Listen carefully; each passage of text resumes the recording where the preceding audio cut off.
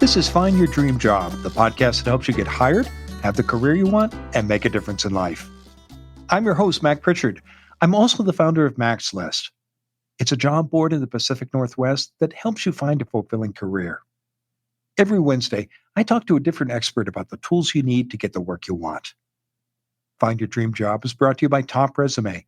Top Resume has helped more than 400,000 professionals land more interviews and get hired faster. Get a free review of your resume today. Go to maxlist.org/topresume. You're ready to switch employers. So you apply for jobs that sound interesting, or jobs like what you have now. You'll decide later what you really want. That's a big mistake, says today's guest. Ebony Joyce is here to talk about why you need to stop applying for jobs you don't want. She's a job search strategist, a speaker, and a diversity and inclusion consultant at Next Level Career Services. Ebony joins us from Indianapolis, Indiana. Well, let's jump right into it, Ebony. Why would someone apply for a job they don't really want? I find that job seekers are applying for jobs that they do not want because they don't know what it is that they actually want. So what they do is they apply for jobs that are lateral moves, right? So they're not looking for those jobs that are actually challenging them. They're going to job descriptions and they're looking to check off, 80 to 100% of the task that the job description says. So there isn't that challenge there. So that's typically what I see when candidates or job seekers come to me and they're frustrated in that job search process, is that they're applying for jobs that they don't want, but they don't know what it is that they do want to do next. It sounds like they're doing that because it's an easy next step. Just keep doing what you're doing, but in a different setting. Is that what's going on? Yeah, so they really just haven't taken the time to really identify what that next step looks like. So that's part of it, right? And then the other part is out of fear, right? That challenge and trying to avoid frustration within the job searching process is easier to apply for jobs that I know I can do versus stepping outside of what I would normally do and give myself some more, give myself that opportunity. It's easier to apply for jobs that I know I can do, but I don't necessarily want, right?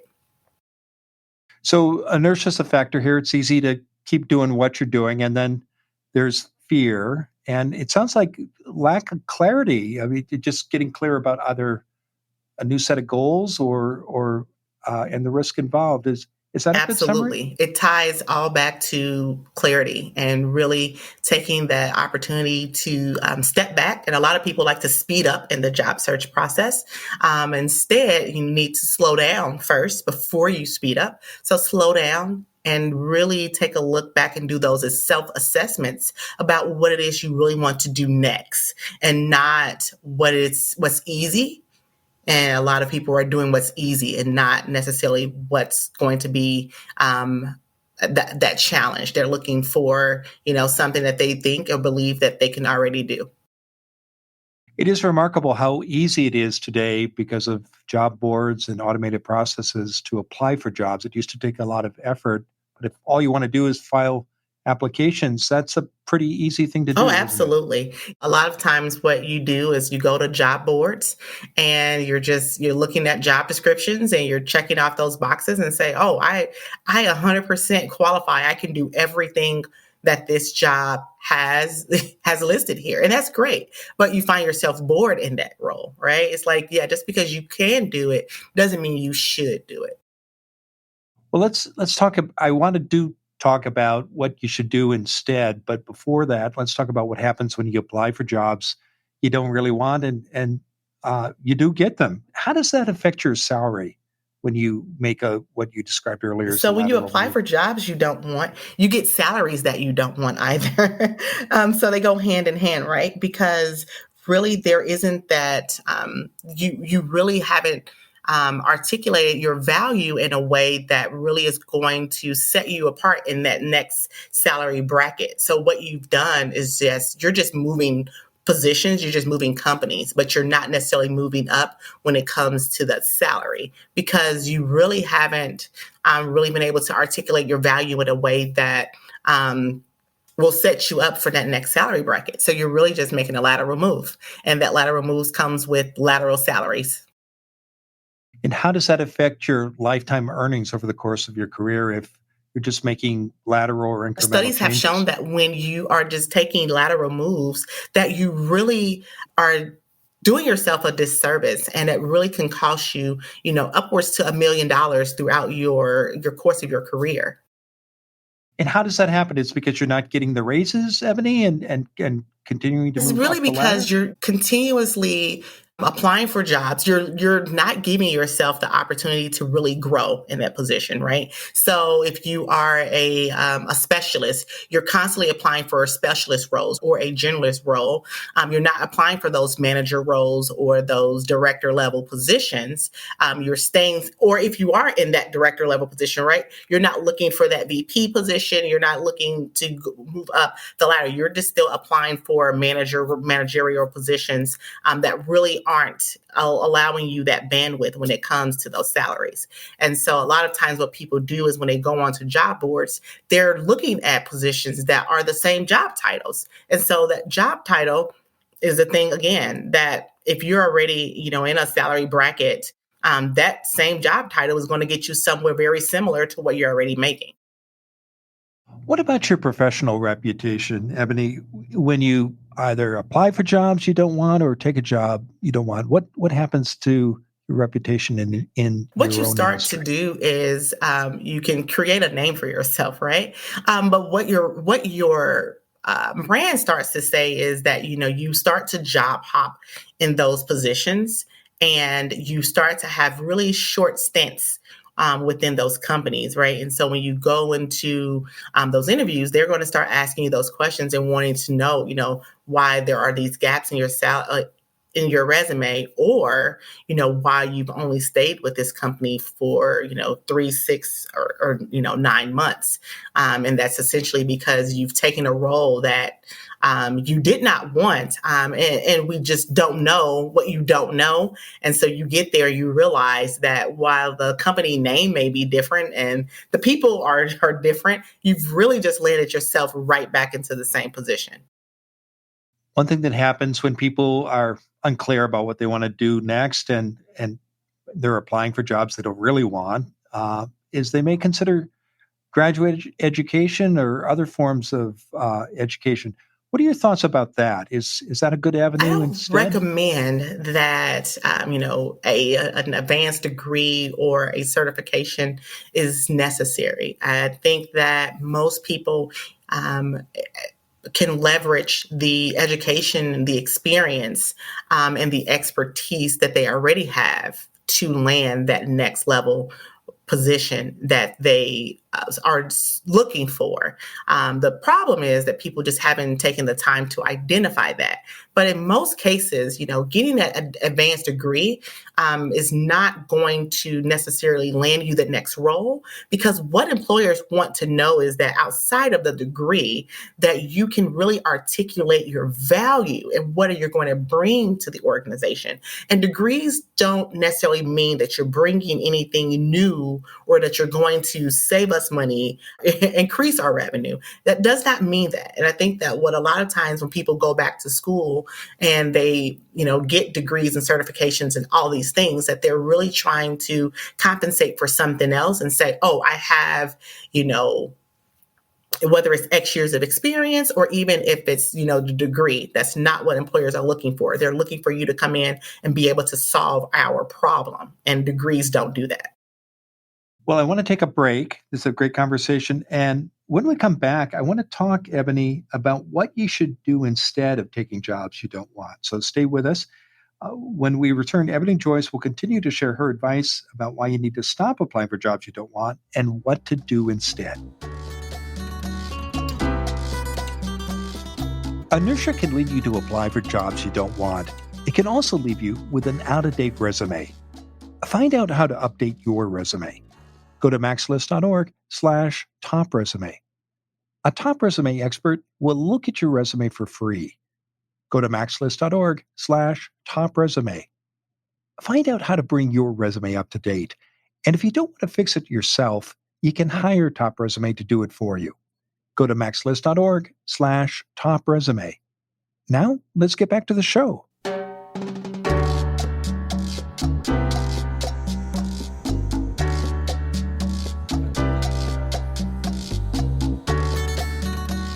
We're back in the MaxList studio.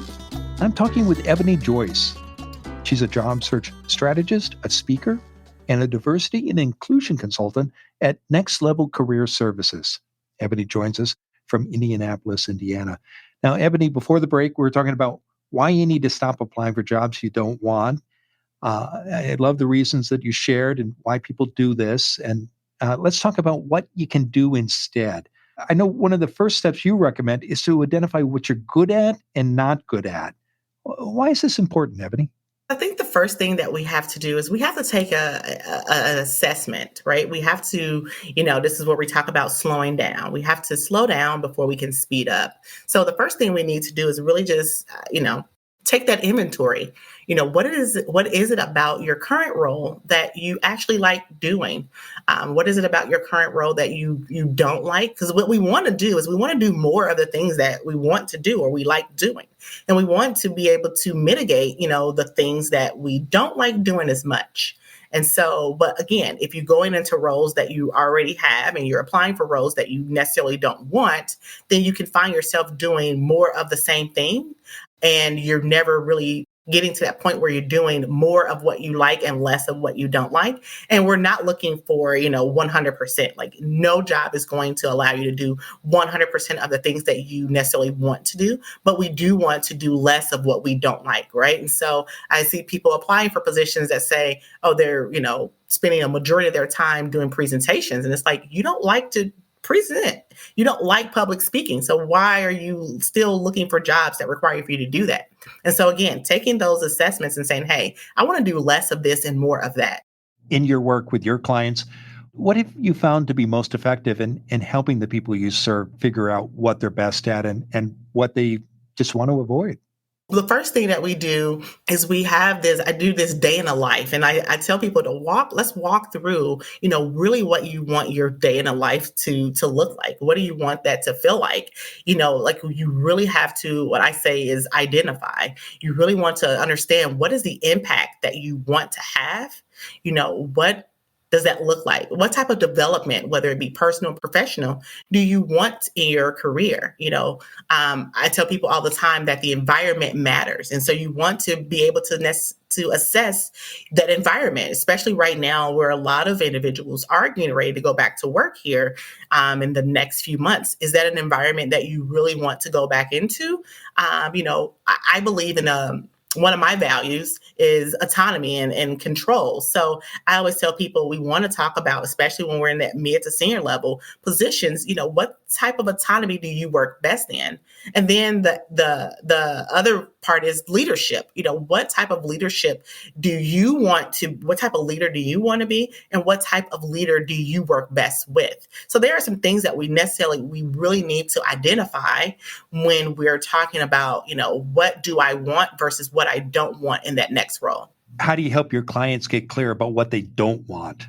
Yeah, we go through that assessment and we look at what are you currently doing today? What is it about what you're doing today that you don't like? And we really just do an inventory. It's just like going through, your cabinet, I like to call it, and taking out all those things that you don't necessarily like to do. Some of those things may be expired. It's like, you know what? Yeah, I was fine doing this, at a certain point in my career. And now that I'm looking to level up, I want to do more of this. Maybe you want to lead more and you want to find that opportunity that really does allow you to do those things and allow you to really bring value to the organization. Because when you apply for jobs you don't want, you're doing yourself a disservice, but you're also doing the company a disservice by not really reaching your full potential. You mentioned a moment ago the importance of values, and I know that one of the steps you recommend to your clients to avoid applying for jobs you don't want is to get clear about your values. Tell us more about that. What do you mean, and why is it important? So I think that a lot of times, especially now, I think in the climate that we're in, more now than ever before, people are really starting to understand and appreciate, what it is that they truly value. And a lot of times, for example, right, a lot of people value time more than anything. So again, when we talk about going back into the office and having a hour commute, people value their time. So, if time is of value to you, applying for a job that requires for you to commute an hour to 2 hours every day is something that you may not want, a company that you may not want to work for. If diversity is a value of yours and you want to work for a company that really values diversity, then again, we want to go beyond what the website says and what their mission and their vision says, but we really want to do a deep dive into the culture of the company and really make sure that when they say that that value, that diversity is a value of theirs, that it's just not, a logo or written on the wall, that they really truly believe that. So, there are certain things that we really go through. Again, we go through an inventory list of what is important to you, what do you value, and really make sure that that next role that you're looking for, you really identify what your values are, and you've identified companies that align with what you have identified. And we have to get clear into that alignment, because when you apply for positions or you land roles that are outside of what you are aligned for and with, then you find yourself back in the job market sooner rather than later. You mentioned time and commuting. What are other examples of values that are commonly important to the clients you work with? Family is very important when, again, it goes back to time. If you say that family is very important and your job is requiring you to work 60, 70, 80 hours a week, you're not really, again, you're out of alignment with, those values.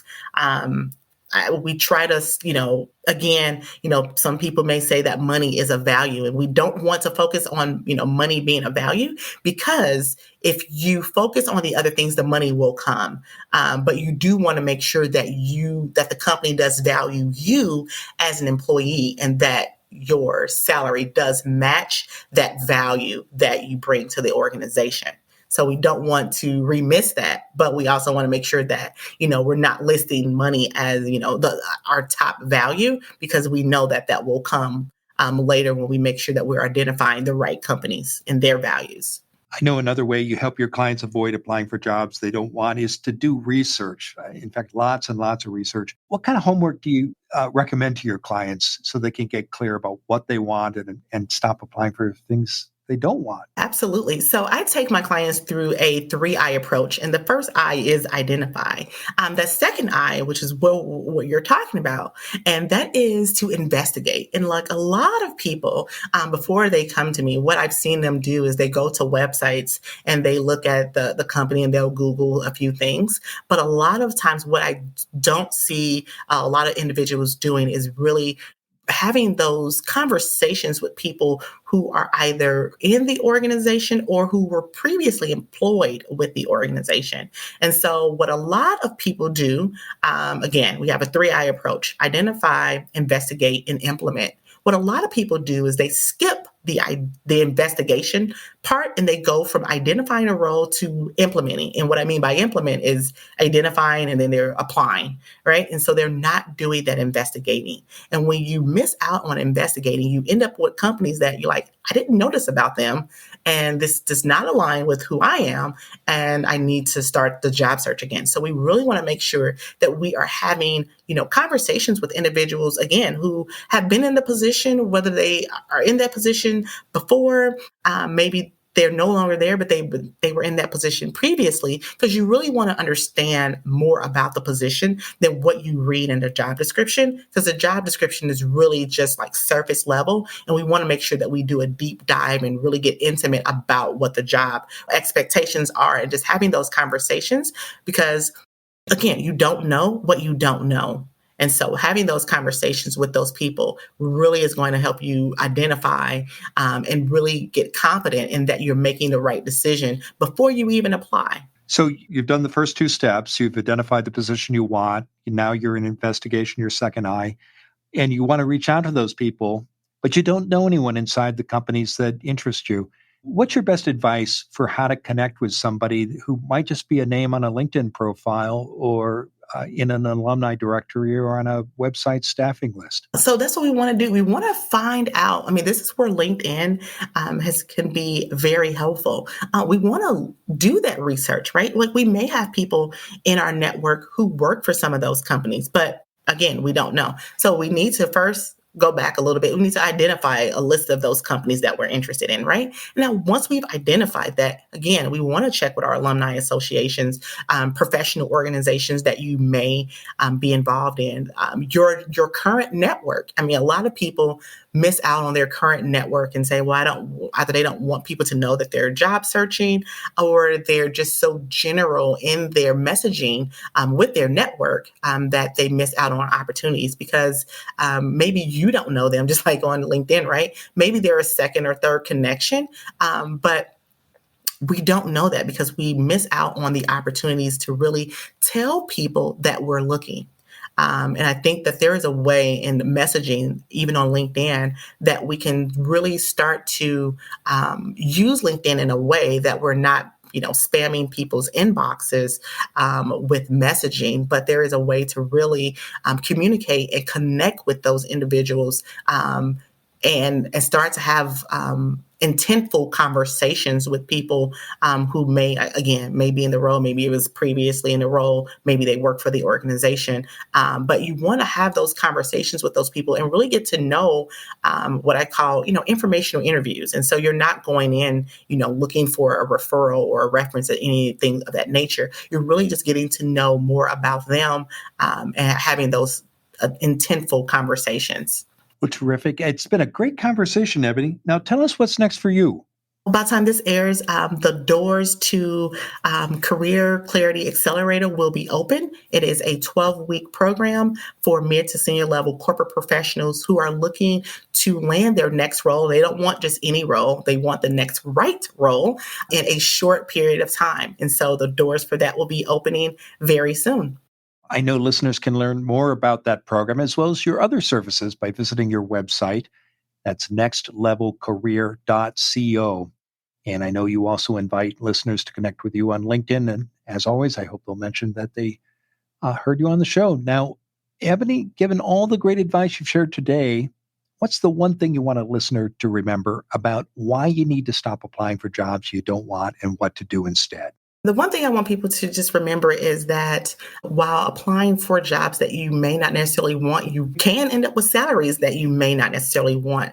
And while it may be something that you're really looking to move fast and jump into that next role, is to first take a step back, do that assessment, and identify the correct next step.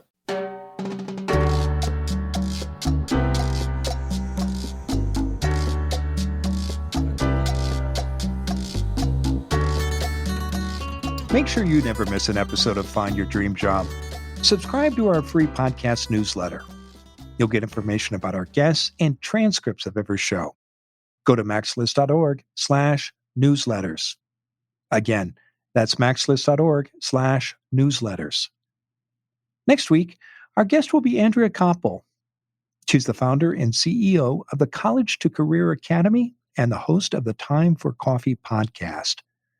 Your job search gets easier and shorter when you know what work most excites you and why. Join us next Wednesday when Andrea Koppel and I talk about how to find your passion and purpose in life.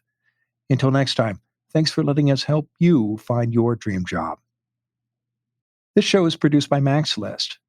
Susan Thornton-Hove schedules our guests and writes our newsletter. Lisa Kislen-Barry-Anderson manages our social media. Our sound engineer is Jenny Wren-Stotrup. Ryan Morrison at Podfly Productions edits the show. Dawn Mole creates our transcripts, and our music is by Freddie Trujillo. This is Mac Pritchard. See you next week.